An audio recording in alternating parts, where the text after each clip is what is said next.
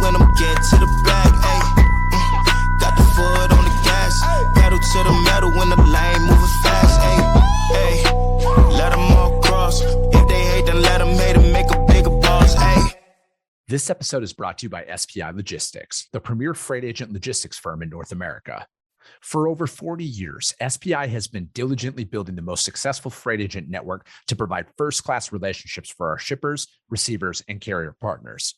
We are more than another transportation network. We are a dedicated team of professionals united by one singular purpose, and that is to expedite our agents' success. All of our agents are set up for success on day one, as they are provided with a full suite of support staff that is ready to assist them with everything from after-hours emergencies to financial and administrative needs on a no-fee basis. This way, you can focus on continuing to grow your business. There is no financial risk to start, and you have the ability to earn up to 75% in commissions. If you are looking to take control of your financial future and build your business with the backing of one of the most successful logistics firms in North America, visit www.spi3pl.com to learn more. Do me a favor and let them know that the Freight Coach sent you. What is up, ladies and gentlemen? We are back. We are live. It is the Freight Coach Podcast, the top podcast in transportation, coming to you guys every single weekday, 8:30 a.m. Pacific, 10:30 Central, to break down some industry headlines. But most importantly, you guys provide some actual insight into what you can do with all of this information.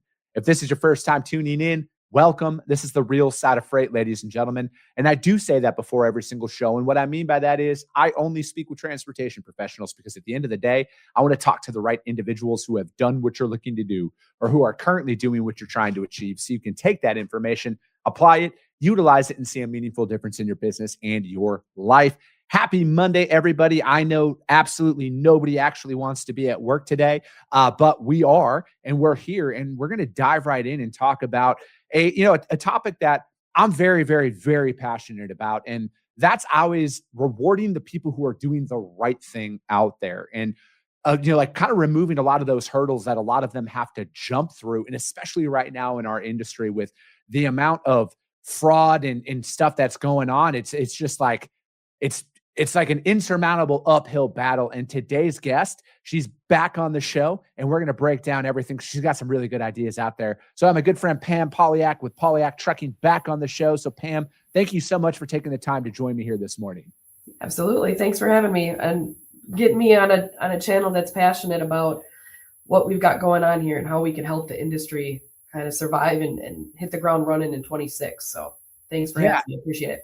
No, absolutely. And when I saw your post about what we're going to talk about today, I'm like, yeah, you know what? Why isn't there an incentive at this point to keep the people who are doing the right thing in business? And I think that, from my perspective, it's like we could sit here and talk about everything that's wrong with the industry until we're blue in the face, right? And that's what a lot of people do. A lot of people want to sit there and focus in on that, because look at the old adage, you guys, if it bleeds, it reads. And in today's digital environment, the more clicks, the more views, the more they can sell all that shit off to advertisers. But there's a large percent of this industry that is multi-generational trucking professionals that are, I feel like, teetering at the point of just being like, why even try? Why even bother anymore? It's great that the current administration is taking notice, but like, how are we going to afford to stay in business if this continues?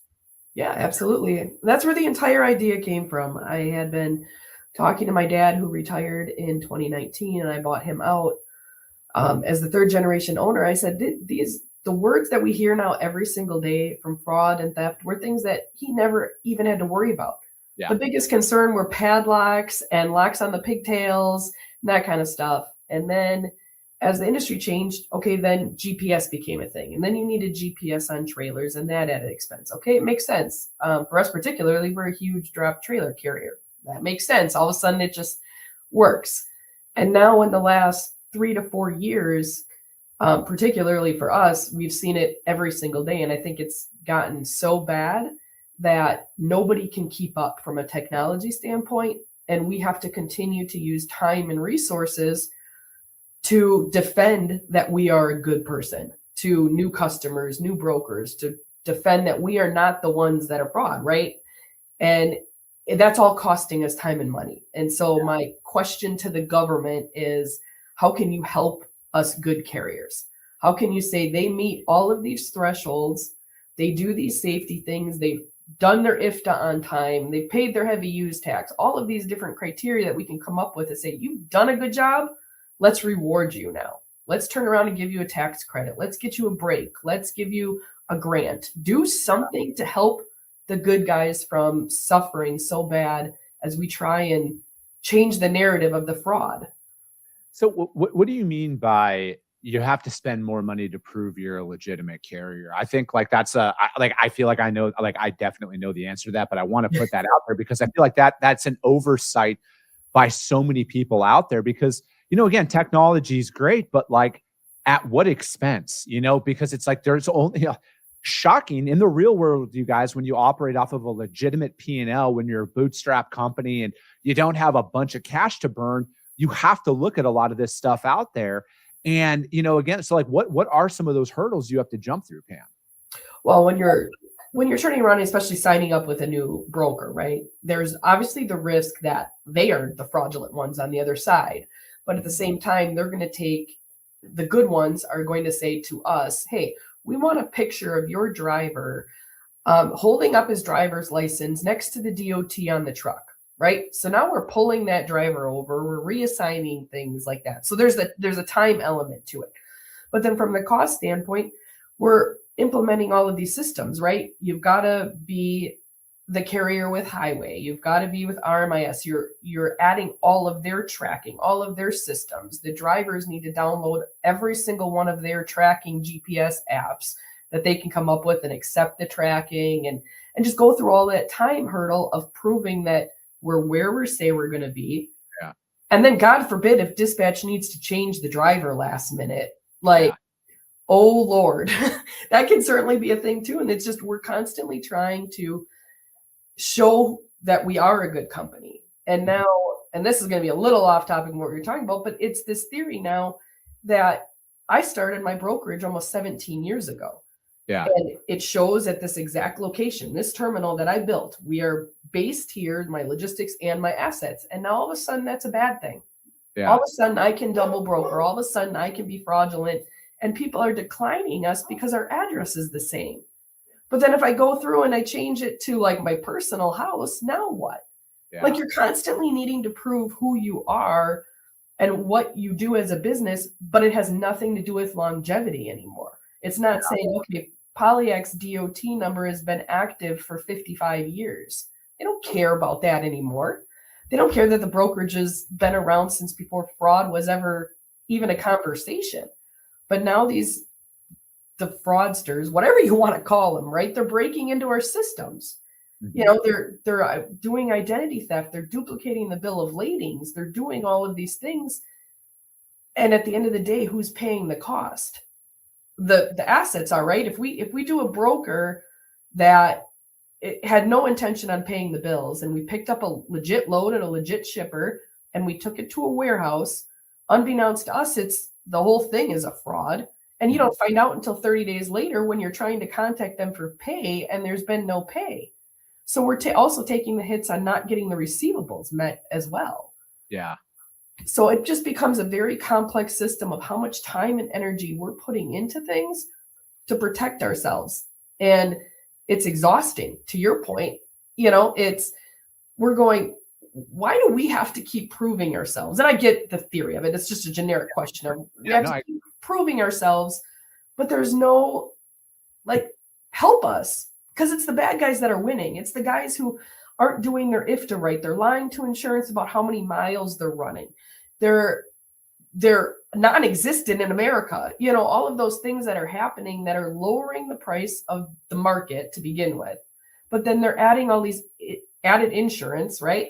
What was the last year's increase? 6.5% nationwide for insurance and carriers? Across the board. Where did that number come from? What did we do to deserve that? Well, it's the fraud. It's the nuclear verdicts. It's all of that they're not getting reimbursed for. Correct. So although I understand it, you're taking it from the good guys.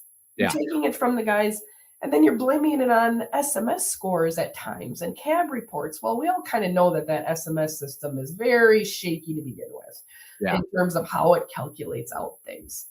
So my proposal was just let's let's come up with criteria that actually qualify you as a good standing carrier and then give you a kickback for it. If you're going to have the implementation things that you need, whether it's facial recognition, whether it's portals, whether from the highway to macro point to any of these other things, yes, you get the tax write-off of the software, but if you're a good carrier and you can prove all these other things that you're doing right, you don't have clearinghouse issues, you're a US based company, you've done all your other filings on time, give us something for it. You would think though, Pam, that this might come as a surprise to a lot of people, but the government's revenue comes from taxes. And I don't know if enough people actually comprehend that that's how the government's funded. But I think we are reaching that point where a lot of people, and again, like there's a fallacy out there that trucking's dominated by a couple of like megas. That's not the case. Like 97% of the trucks on the road right now are 10 truck or less operations that are out there. And, contrary to what the internet says, you don't just snap your fingers and become a millionaire in business. It takes a lot of work to build a sustainable revenue stream to come in. And then Uncle Sam comes in and takes their cut. And I feel like it's gotten to the point, and this isn't necessarily just a trucking thing. I think this is a small business thing where a lot of small business owners are almost like, what's the point? My insurance keeps going up. My expenses keep going up. I can't raise my prices because then I lose customers. And if I don't have customers, I don't have revenue. And there has to be something. And again, I feel like brokers have to do a lot better job as well. I will call brokers out for some of the hoops that they make these carriers jump through. It's asinine what some of these things that I've seen out there. I personally, again, I can only speak for myself and my operation.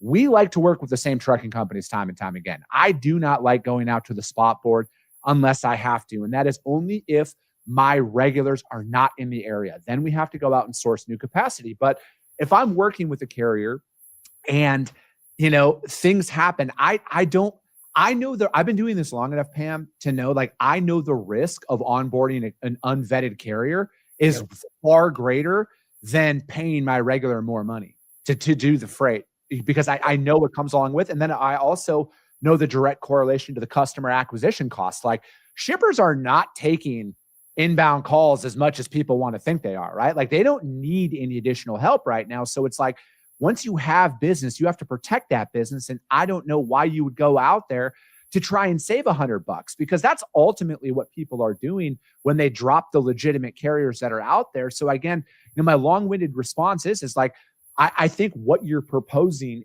like an actual tax break, maybe it's going to come in the form of, like, you don't have to pay fuel tax or something. There has to be something where there can be a temporary reprieve to keep you in business, because otherwise my fear is that people are going to be like, what's the point? What's the point of showing up and doing this anymore if everything we're doing to stay legitimate is actually costing us business, when these unvetted fraudulent providers are able to come in, operate free of recourse, which that's what's happening. They're not being punished at all. And my proposition is once you found these individuals that are doing it, that are operating illegally, they're working under the wrong visa, they're not doing the right thing, the punishment should be so severe that everybody who's doing it that way will be so petrified of being caught that it will either force them to quit and drop what they're doing or legitimize their company. And if you do that, I feel like that is going to set the standard to where, the companies that are doing the right thing, they should be incentivized to continue to do that. Because again, how many more videos do we need to see of these guys out there doing the wrong thing on the freeway and people dying? Because that's what this ultimately leads to. Yeah, and they're making a lot of money. And the reality is the government as a whole has never been known to have great technology, right? Yeah. Everything's outdated, everything's this, everything's that. And the fact that the fraud is starting within the internet and starting within the duplication of it, they don't have to have boots on the ground here. So the technology needs to match or be greater than what the fraud is, and the government is too slow to do that. And I came up with this thing, and I'm sure somebody else has thought of it, right? Why don't we have a system like the UIIA system, You go into a rail yard, you need to be fingerprinted, you need to have your ID, and that driver's license, that CDL number is linked to a company. Yeah. Why don't we have that across the board where a shipper can put in a CDL number with the driver that's at the window and find out that they don't work for the company that got brokered the load or got sent the load or the broker notified them of the load, right? There's a fraud prevention thing right there. If we can create a system that makes it make sense where that CDL isn't under numerous different DOT numbers and MC numbers, and it's linked to different trucks and VIN numbers. I mean, there's so many different options, but the reality is the government's too slow on the technology that's happening at a very rapid pace. Yeah. You know, every time you come up with something, it could be obsolete in months because there's one more thing that's that much better and try to catch it. And the fraud, they know how to do it, right? Yeah. They know how to backdoor into the systems. I mean, we just saw it not only just in trucking, but recently in the news with Minnesota and the school systems and the debt collections. They're like, oh, there's kids who are getting these loans and these financial credits, but they don't even exist. And they call them ghost students. And I'm like, well, we've been dealing with ghost truckers now for years. Yeah. They don't exist. So let's create a system that makes it make sense. But in the meantime, help the people that are good, help the people who are doing it right, that have safety programs in place, that are doing the things that they're supposed to be doing immediately. Like help them today, because the systems that need to be created are likely years off of being any type of successful. And we don't have that much time. No, I agree. We don't have that much time. I think the technology is already there. I think it already exists. There's just so many bureaucratic hurdles to get anything actually implemented. And that's the disconnect between Capitol Hill and Main Street. All right. Capitol Hill is, you know, again, most of these officials that are out there, I'm not saying they're bad people, but they have careers too, right? They have families to provide for too. And if they're out there, they're looking to protect that, right? Again, I'm not here to argue what's right or what's wrong, but at the end of the day, we need to move quick. Like the tech is there right now. I guarantee between highway, freight validate, all the carrier vetting, RMIS, DH, every company out there that they have the technology today that the government could integrate into their system and get it done. And I feel like there's a lot of people out there who are fighting in the private sector to build this up. All it takes is one API integration to like notify and flag all of this stuff, right? And then again, you look at the drug clearinghouse that's out there. Every legitimate driver is in that, right? To the best of my knowledge, is that accurate, Pam? That every legitimate driver? I mean, they certainly should be, but exactly, right? So it's like we say that there's got to be some clear identifier that's out there, probably their driver's, their CDL license number from the state that they're in. So again, I feel like it's not as complex as a lot of people want to make it out to be. It's actually doesn't need to be. Exactly, right? And I feel like that could be done. And this is where like my biggest issue comes in here, because this country, this industry in particular, is on shaky ground as it is from the profitability standpoint. This, you know, the freight market has been depressed for a very, very, very long time. There are a bunch of people who I don't know. I don't have access to everybody's financials, but they're probably on their 9th life at this point when we're looking at 3 years of non-profitability, break even, everything else that comes along with it. The time, and I've said this on the show, the current administration, Secretary Duffy, the current DOT, FMCS, they didn't cause this problem. All right. They didn't. But it is on them to fix it and fix it quick, because otherwise, where are we going to be? Where are we going to be? Well, it's going to kick out everybody. But here's the other thing too. It's more than just trucking, right? If you take the almost $4 billion in 24 that was recorded as theft and fraud, who paid for those $4 billion worth of fraud? I don't even know what the 2025 number is. I'm sure it's well above that. Yeah. But if you're looking at that, who paid for that? If an entire truckload of microwaves got stolen, right? At the end of the day, who paid for that? Is it the insurance company that filtered down to everybody else? Is it the shipper that filtered that cost down to every single person, and the end user being every single American? That's the entire point of this thing, is that we have this huge issue with fraud, but everybody doesn't realize it affects the bottom end user. It affects the person that's on the shelf or that's in the store buying the things on the shelf, because they're adding 25, 35 cents to dollars to hundreds of dollars to add up all that fraud with all those other loads that got stolen. Mm-hmm. And insurance is the same thing. Assuming insurance even covers whatever fraudulent activity happened, which there's not a lot of cases that they are. It's just on the broker, it's on the carrier. So then those costs gets filtered down. Even the most recent one with the crab legs for Costco, that broker's like, I'm on the hook for this. I'm screwed. And a small company like that, me doing a $400,000 load and losing it, I'd be done for tomorrow. Like, I can't afford that. Yeah. And then it's like you filter down the cost more and more and more to the end user. And let's say Costco stepped up, and I don't know if I should say names or not. I want to say, okay, we'll split it with you. We'll cover that cost 50-50 with you. We understand it was an accident or whatever, right? They want to be nice, extend an olive branch so they don't go out of business, whatever. But it still costs that at the end of the day is going to get filtered down. Yeah. So if we're not protecting not just the fraud, but protecting the people who are trying to do it the right way and have these added expenses of doing it the right way and time, we need to come up with something that just makes it make sense for us to stay in business and say they're fighting for the good. They're not just fighting against the bad. Yeah. I reward the good and punish the bad. And we need both. Right now, they're focused on punishing the bad, and I'm all for it. 100%. You're punishing the bad. Finally, thank God. Let's go. But reward the good. No, I agree. And I've said that a few times. Not as like, that's the best way to put it, right? Like, stop, as much as you're fighting the bad, you got to start rewarding the good here. And I look at it as all the documentation required to operate a business in this country, you should have access to that at any given point in time, right? Like, as the owner, I'm assuming, again, Pam and I only know each other from the show, but I'm assuming Pam is highly organized and has everything and able to prove their legitimacy very quick, just like I have that ability. I have everything saved. I don't want them to do this, but if the feds kick my door down right now and said, I need to see all of your documentation, I have it saved in a folder, I could show them that.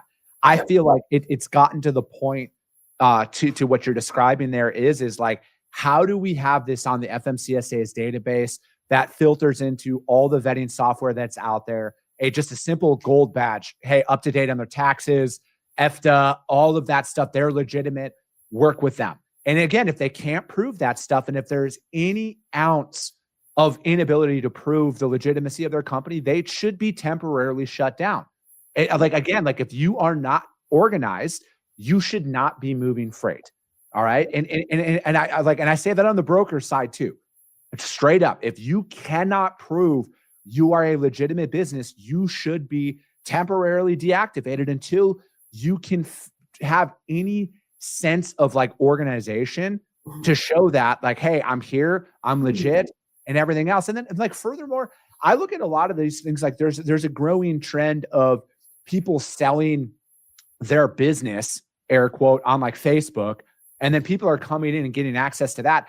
I would almost go as far as the current administration, the DOT, pausing anybody's ability to do that for the time being, because that is like that backdoor gateway that you're talking about, Pam, where I feel like all they need is like, oh, hey, now I have a legitimate access into the FMCSA's database. I can go in there and change that. And then you go in there and you do a bunch of that stuff. And then that's what I just feel like that's how they're operating. They're finding those people who are trying to sell for $10,000 on Facebook or wherever it is, right? Hey, but you have to give us all of your logins to everything. And then they go in, they buy 10 of those companies, they spend $100,000, they steal 10 truckloads, they just 10x their profit. There has to be some form of thing where there's like a legitimate vetting process or something to curb this. But again, I feel like why people aren't doing anything or they're continuing to do this, Pam, there's no fear of repercussion. And I feel like that is like kind of where crime is in this country. There's just no fear of repercussion anymore. And it's not the expense of the legitimate providers. Yeah, I was at a conference, the BCS conference in Orlando, and we had a whole conversation about it and heard about a scenario with Danielle Spinelli and stuff where where they caught an entire bunch of thieves, right? Caught them red-handed off the rail. They were stealing Nike sneakers, and they had them in handcuffs, and the DA would only prosecute 1 out of the 5. And they were wearing the Nike shoes that they stole. It's like there's no repercussions for it. So there's a small part of your brain that goes, if you can't beat them, join them. But that's not morally where I stand, but I can see where there's a lot of people going, hey, if I could tweak this IFTA and I could do this with this insurance, then that's how I'm going to make some more money. And the reality is that's where a lot of these companies are at, where they're at do or die and making decisions of, okay, I know I need to start doing this brokerage, right? That's in the old school, that was easy money. And it probably still is now for a lot of purposes of have a brokerage. You don't have the assets and all the costs and expense of assets. So let's do the brokerage. Okay, fine. But you've got all this added expense from that end as well, and all the tracking expenses and all those things that the carrier needs to pay for, or even the brokerage. And you're stuck going, how do I make this work? How do I make money and do it legitimately and do it legally all the time? And it's just gotten harder and harder every day as more and more fraud happens. I mean, we had 2 stolen loads, and they were back in 23. So it was really kind of right at that cusp where it was still embarrassing to say. You didn't want to promote that you were the one that had a stolen load. And now I feel like everybody's had a stolen load, and it's like, where's that cost going to? I had to pay for it, right? I had to cut the check. I had to cut the cargo check because insurance didn't cover it. Yeah. And it just continues down the rabbit hole of how do we get these systems to talk to each other so that we can do the fraud and prevent it the right way. We create the database that has it, but then those are the ones that are playing fair should be rewarded. If you're out there doing right by the brokerage, let's say you've got the brokerage and you've got the right systems, you've got the carrier vetting systems, and you've got all these other things, but not be punished too if you somehow fell victim to it. Because there's a lot of elaboration going on. These are very elaborate plans that they have to steal the identities, steal the bill of lading, steal the actual pickup locations, the actual product. It's everywhere. And right now, everybody's got a story about it. Yeah. And if we're not stepping in to help as the government, the bad guys are going to continue to win. Yeah. It's that simple. They're going to take us out. They're going to take the good guys out because we can't afford that $400,000 cargo of crab legs. Yeah. No, Pam, and this just came to my mind. It's almost like a longevity tax credit or like a highway safety tax credit where it's like, hey, Polyak Trucking has been at the exact same address, have had active authority in a clean operating record for 50 years. They get an X amount percentage of a tax credit. They can deduct X amount out there. And then I feel like, because again, it's like a lot of these fly-by-night operations, it's going to start to identify the businesses that are like, wait a second, you've been in business for 5 years, but have 5 different addresses. Why? It's like, and then that's going to actually start to change that conversation that goes around because again, I don't know of too many legitimate businesses that change physical addresses or reincarnate multiple times, right? Like not within a certain time frame. Because it costs a lot of money to do that. Well, and you had it in one owner's name, and then the owner puts it in their sister's name, and then they put it in the wife's name, and then they put it in, other people's names. And the reality is, I mean, that's where, you're certain your carrier form one will show there's multiple addresses listed with this, or there's different things. But when you use the freight validate system, I mean, Dale's king of that stuff, turning around and saying, hey, this owner is actually affiliated with this owner's name, and versions of this name are actually affiliated with several other companies. Mm-hmm. But you have to have all of those systems and pay for all of those systems, which are fair to them and the people who created it to pay for those systems. But now as dispatchers sitting here going, I've got to validate you through 3, 4, 5 different systems, all just to make sure you have it. But then here's the thing that I've found out recently. There is not a single system out there where you can tell what the vehicle is registered under. And if I'm wrong, somebody comment in the comments, because I know of several companies, and I'm certainly not going to say who, valid DOT, valid MC number, operating insurance, all this other stuff, and they never paid for their license plates to be re-registered every year. Interesting. But that's not linked to anything with the FMCSA. That's not linked to the SMS. That's not linked to your safer stat scores. That's not anything. That's just different, right? It's because you're not playing with the federal versus the local government versus the states. Yeah. So you've got people out there who are saying, I'm not going to pay that $2,800 for the license plate. I'm not going to pay it, and you'll never know it. Yeah. You won't know it. I almost look at it like this, Pam. I think that it's also gotten to the point, and again, I'm the last person that wants the government to take over anything further than what they currently have.